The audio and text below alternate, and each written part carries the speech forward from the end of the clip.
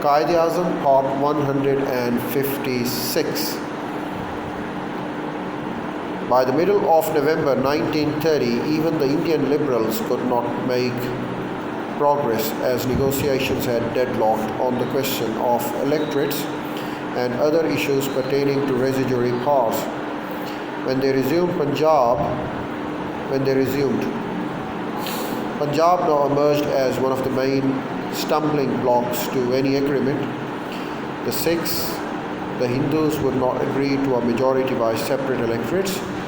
Fazl Hussain, attributing most of the trouble on the British side to the attitude of the Labour Party and on the Indian side to Jinnah, Nawab Bhopal, Muhammad Shafi and Fazlul Haq.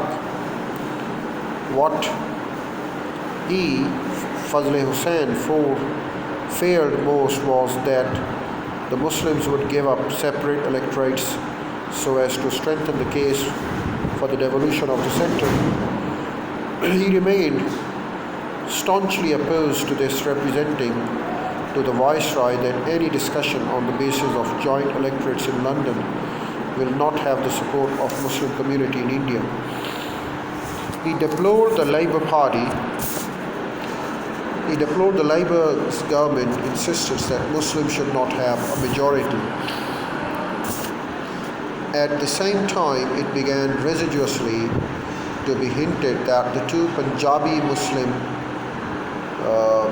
representatives at the Round Table Conference, Muhammad Shafi and Zafrullah Khan, came from the Sikh areas of the Punjab.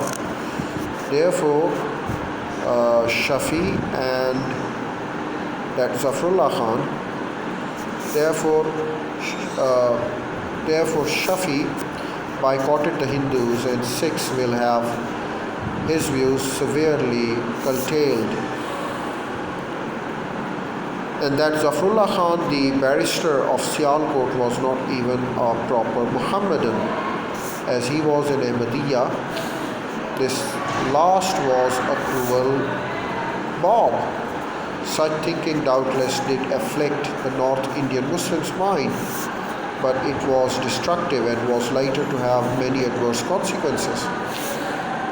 Despite Fazl Hussein's efforts, it was in reality the polarization of the political feelings in India that prevented the conference from coming to any agreement. It also became clear that princes and the politicians had divergent aims. Jinnah's speech at the open session had emphasized the need for action. He had then said, "I must express my pleasure at the presence of Dominion Prime Ministers and the representatives. I am glad that they are here to witness the birth of a new Dominion of India, which would be ready to march along with them with the British Commonwealth of Nations."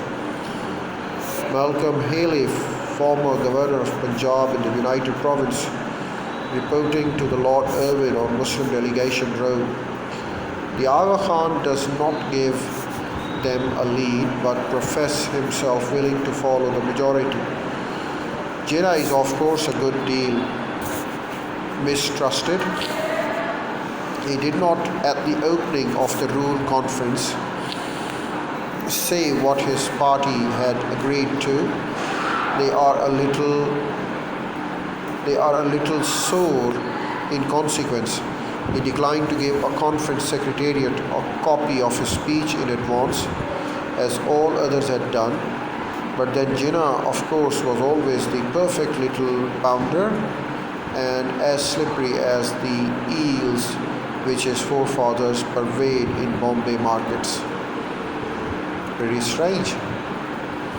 Jinnah, responding to Lord Peel, former Secretary of the State for India in Baldwin's Tory government from 1922 to 1924, then leading the Conservative Party's delegation, had emphasized that the Simon Commission's report was dead. Even to the Federal Structure Committee to which Jinnah was assigned, he made it quite plain that no constitution could work unless provisions giving a sense of security to the Muslims and other minorities were embodied. The first roundtable conference sharply highlighted Jinnah's many dilemmas, and of all the many commentators, the Manchester Guardian most clearly and succinctly focused them